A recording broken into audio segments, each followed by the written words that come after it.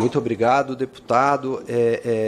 Eu queria agradecer aqui ao deputado Davi Soares pelo convite, pelo ofício, convidando a Associação Brasileira das Empresas de Software, a ABS, a estar aqui presente para a gente poder falar um pouquinho de como é que a gente vê esse debate. Bom, eu vou entrar aqui, eu vou apresentar inicialmente, eu vou falar da ABS, depois eu vou entrar um pouquinho, falar do cenário brasileiro, como é que a gente está vendo esse cenário, e depois comentar brevemente, se sobrar também o tempo, né, o tempo está muito escasso, a gente comentar os processos legislativos que estão em andamento. A ABS, bom, para quem não conhece, a associação vai fazer 40 anos no ano que vem. A gente representa mais de 2.000 empresas em 24 estados do Brasil, e a maioria dessas empresas, deputado, 77% são micro e pequenas empresas brasileiras. A gente tem as grandes empresas, né, americanas, europeias, chinesas, tem até empresa russa, mas a maioria das empresas são brasileiras. E quando a gente fala em data centers, no nosso ecossistema, entre os nossos associados, a gente tem desde empresas que constroem data centers internamente para fornecer serviços para os seus clientes, a gente tem empresas que fazem equipamentos, seja servidores, mainframes, ou empresas de semicondutores, grandes empresas globais de semicondutores também são associadas nossas, ou empresas que fazem serviços, né, serviços para data center, instalação, gestão, modernização de data centers. A gente sabe que tem muito data center no Brasil e muitos deles estão precisando também se modernizar. Inclusive, é até importante que políticas públicas, né, que pensem no setor, não pensem só nos novos investimentos, mas que também pensem em estímulos para a modernização desses data centers. A gente tem empresas de computação em nuvem, né, como o colega que estava mencionando aqui agora, empresas que provêm serviços, né, os mais diversos por meio da nuvem. E software como serviço. A gente tem muita empresa de software e software como serviço. Quando a gente contrata um software, ele não está necessariamente, um aplicativo pode ser considerado um software. Ele não está necessariamente no nosso celular. Ele está rodando em algum lugar, né? E esse lugar é uma nuvem. Então, as nossas empresas, quando elas estão fornecendo, e cada vez mais o mercado de software como serviço, ele está crescendo, isso depende da computação em nuvem. Bom, aí eu entro aqui no cenário brasileiro, eu acho que é importante a gente mencionar. O tema sobre data center não se trata exclusivamente de inteligência artificial, ponto. O tema de data center não se trata de empresas americanas investindo no Brasil, ponto. O tema de data center é um tema brasileiro, antes de tudo, que se trata de desenvolvimento econômico e social do Brasil. Eu acho que esse é o principal ponto que a gente tem que olhar. Segundo, o contexto global. O contexto global, que já foi, os colegas já me precederam aqui, aumento da demanda da IA, né, ausência de fontes de energia sustentáveis nos países tradicionais que investem muito em inteligência artificial. O professor Arbache mencionou aqui, Estados Unidos com a matriz de 24%, 25% limpa, a nossa 89%, 90%. Então, é uma oportunidade nossa que a gente tem aqui nesse cenário global. E aí eu entro aqui também, falando do contexto nacional, que a gente tem que levar em consideração, hoje cerca de 50% a 60%, dependendo dos números, de processamento dos dados do Brasil são feitos fora do Brasil. Então a gente precisa, sem discriminar o acesso ao processamento lá de fora, porque senão o Brasil vai perder competitividade, da gente ter políticas públicas para cada vez mais tornar barato que a gente tenha, que o brasileiro invista em data center, invista em processamento aqui no Brasil. O brasileiro, o estrangeiro, enfim, para que a gente possa avançar cada vez mais em investimento aqui no Brasil. Por que não está? Por que está 40%, 50%? Porque é caro, porque é ineficiente, né? A gente sempre teve o problema do custo da energia, da transmissão, que agora sanou. Então, eu acho que são pontos que a gente precisa olhar. E aí eu trago aqui alguns dados com relação ao contexto brasileiro específico. Quando eu falo um tema brasileiro, não dá para a gente esquecer que o setor financeiro, se a gente pegar dados da Febraban, só em 2023, ele fez 186 bilhões de transações financeiras no ano. Isso dá 500 milhões de transações por dia. Quase 100% dessas transações são digitais e são processadas em algum data center aqui no Brasil. O varejo tradicional, se a gente for olhar os números das transações do varejo, os 300 maiores varejistas do país movimentaram 1,1 trilhão de reais em venda em 23. Bom, você tem o varejo físico, nem todos são digitais. Mas se a gente pegar os 300 maiores, né, só os perdão, só os 5 maiores movimentaram quase que um terço disso, 300 milhões de reais, e boa parte, é só você fracionar, quanto que veio do e-commerce. Já é uma boa parte ali, uns 30% que já está vindo. E quando você fala do e-commerce, você está falando de processamento da venda, da questão da gestão do estoque, do pagamento, meios de pagamento, tudo isso se processa num data center. Precisa, se a gente pegar crescimento dos bancos, crescimento do setor de varejo, a gente precisa cada vez mais de data centers. E aí eu trago aqui um estudo da ABS, né? A gente faz há 21 anos um estudo sobre o mercado de tecnologia da informação com o IDC, e eu só trago alguns setores, os investimentos, né? Os maiores consumidores de tecnologia no Brasil, pegando hardware, software e serviço de software, né? Mas aí a gente, depois eu vou entrar. Mas dá para a gente ter uma ideia de como o Brasil está avançando na digitalização. O setor que mais... Bom, o Brasil como um todo consumiu, o ano passado, cerca de 60 bilhões de dólares, dá uns 320 bilhões de reais.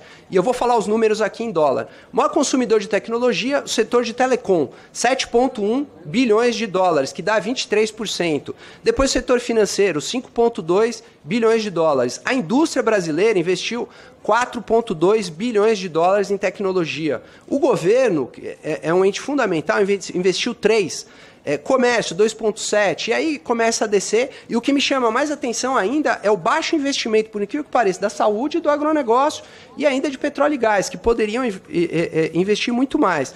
Se a gente pega as projeções, né, de crescimento, a Telecom passa de 7 para 11 bi até 2028. O setor financeiro vai investir de 5, ele vai passar para quase 9 bilhões de dólares. A indústria de 4 para 6,9. O governo de 3 para quase 5, o comércio de 2,7 para 3,4 e o agronegócio de 0,7 para 1,7 ali, beirando os 2. Isso quer dizer que os setores econômicos brasileiros estão se digitalizando muito forte. E a computação em nuvem, é lógico que tem investimento em hardware, mas a computação em nuvem, que depende do software como serviço e de outros serviços digitais, ela é muito forte. E aí eu trago alguns números aqui também nossos. Quando a gente pega esse número total de investimento em tecnologia da informação, metade geralmente é hardware e a outra metade são serviços e software. Software especificamente, a gente está falando de 31%, algo em torno no Brasil de 19 bilhões de dólares, o que daria ali uns 102 bilhões de reais de investimento feito em 2024 em software. Se a gente vai olhar, tudo bem, tem muita empresa que investe in-house, na máquina. Né? A empresa coloca o software na máquina e não usa a nuvem. Então, ela não estaria usando um data center. Eu separei esses números para a gente pegar só as empresas que estão usando software como serviço ou plataforma como serviço, que é o software que depende da nuvem. A gente vai pegar ali em torno de um valor desses 19 bilhões de dólares, cerca de 8, quase 9 bilhões são da nuvem. A gente está falando aqui, você multiplica ali pelo câmbio por 5,4, você vai chegar no número em real. Mas a gente está falando aqui de cerca de 8, 9 bilhões de reais que vem da computação em nuvem. E a gente está falando aqui a previsão para 2028, que esses 8 vão ampliar para quase 17, 18%, né? 18 bilhões de dólares. Ou seja, de 8 para 18 bilhões de dólares até 2028, em consumo de software como serviço, que vai precisar cada vez mais de data centers. Então, eu fiz esse panorama para colocar que o tema é um tema nacional, é um tema estratégico para o país, que todos os setores vão precisar desse investimento e todos os setores vão precisar de data center. Então a gente precisa olhar o custo, o acesso, não é só o grande data center, é o data center do banco, é o data center do varejo, é o data center da empresa de telecomunicações, é o data center da empresa de laboratório na área de saúde. Então, são todos esses que precisam ter estímulos e precisam investir cada vez mais em data center. Quando a gente entra aqui e eu já estou caminhando para encerrar minha fala, no contexto legislativo, e a gente está debatendo aqui o projeto de lei 1680, se eu não me engano, que fala ali do Plano Nacional de Zonas Específicas de Processamento e Armazenamento Digital. Eu acho que, e das EPACs que a gente discutiu aqui há pouco tempo atrás, a gente precisa ter planos como o Redata, que estimula data center no país inteiro. A gente não pode ficar restrito a zonas específicas. Nada impede você avançar. mas primeiro a gente precisa olhar para o país como um todo. A gente acompanha com muita atenção o Redata em torno, sobretudo porque a gente sabe que os custos com importação de hardware é muito caro, é o maior peso, né? Segundo dados, se eu não me engano, do MDI, que é algo em torno de 53%, a BDI acho que 60% do investimento em data center. Então isso não tem componente nacional, é difícil de você ter, difícil não, praticamente impossível você ter, né? Então a gente precisa importar. E não tem política de substituição de importações que vai resolver isso, porque são data centers até que a China está querendo ter e precisa dos Estados Unidos para ter boa parte desses data centers, sobretudo quando a gente está falando de inteligência artificial, né? A gente vê como muita preocupação a eventual inclusão desse debate no debate de inteligência artificial. Inteligência artificial é um objeto específico, né? Não é um tema de necessariamente data center. Você pode ter uma interface entre data center e inteligência artificial, mas o tema de data center, ele é o tema de infraestrutura, ele é o tema de desenvolvimento, infraestrutura para o desenvolvimento econômico de todos esses setores que eu mencionei aqui, e não só a exportação de treinamento de modelo de inteligência artificial. Então, acho que isso precisa estar bem claro aqui para essa casa. E a gente vê com muita preocupação movimentos, como, por exemplo, o movimento da Anatel, né, que soltou a resolução 780, agora, dia 1º de agosto, para avaliação de conformidades para data centers que integrem a rede de telecomunicação. É muito dúbio, a gente ainda não sabe. E seria muito bem-vindo se os setores, as agências regulatórias, olhassem para os seus setores, vendo a resiliência dos seus setores, né? A segurança ali cibernética, a resiliência no fornecimento. O Banco Central tem feito isso no setor financeiro, a ANEEL tem feito isso no setor de energia elétrica, e a Anatel até hoje também tem feito isso. A preocupação é expandir para outros serviços, expandir para outros data centers que não necessariamente são a infraestrutura de telecomunicações. Então a gente vê isso com muita preocupação. Enfim, eu encerro aqui dizendo isso. O data center no Brasil é uma necessidade premente. Não é, eu gosto de falar que esse tema é uma política pública para ontem, né? Porque a gente já está crescendo, o Brasil vai crescer cada vez mais, depende de data center. É estratégico para o país, para a competitividade das nossas empresas brasileiras, e a gente precisa tomar muito cuidado com a tentação de ter regulações gerais, né? Cada setor vai ter uma especificidade que a gente precisa olhar. Cada tamanho de data center vai ter uma especificidade e não necessariamente uma bala de prata vai resolver, né, todos esses pontos ou eventuais riscos que cada um possa ter. A gente vê com muito bons olhos, por exemplo, uma política pública como o Redata, que atrela o estímulo, né, segundo anunciaram os colegas, sobretudo o Ministério da Fazenda, que atrela o estímulo a boas práticas de consumo de energia, de consumo de águas, né, para você conseguir avançar através das boas práticas ali o padrão. E só para finalizar aqui, hoje a gente precisa tomar muito cuidado com esse debate sobre o alto consumo de água, né? O que a gente tem visto é que os data centers de hoje mais modernos, e o colega que me precedeu trouxe isso, e eu só trago aqui, semana passada, a nossa entidade irmã parceira, a Brascom, junto com a Associação Brasileira de Data Centers, soltaram um estudo muito importante e que vem a calhar sobre o consumo de energia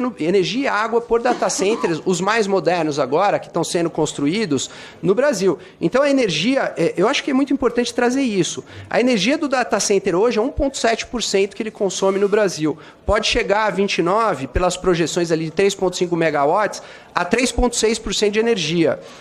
Só para ter um parâmetro, hoje a indústria consome 36% de energia no Brasil. E água, a previsão é que um data center ele consome 23 metros cúbicos por megawatt. E essa água ela é ciclo fechado, você não perde. Então, a gente está falando ali num consumo de, hoje, 0,003% da água. Em 29 isso pode chegar a 0,08%. E se a gente só hoje for pegar a indústria consome 9% da água de todo o consumo no Brasil. Agradeço mais uma vez o convite e peço desculpa por me estender um pouquinho. Obrigado. Passa a palavra ao senhor Luiz.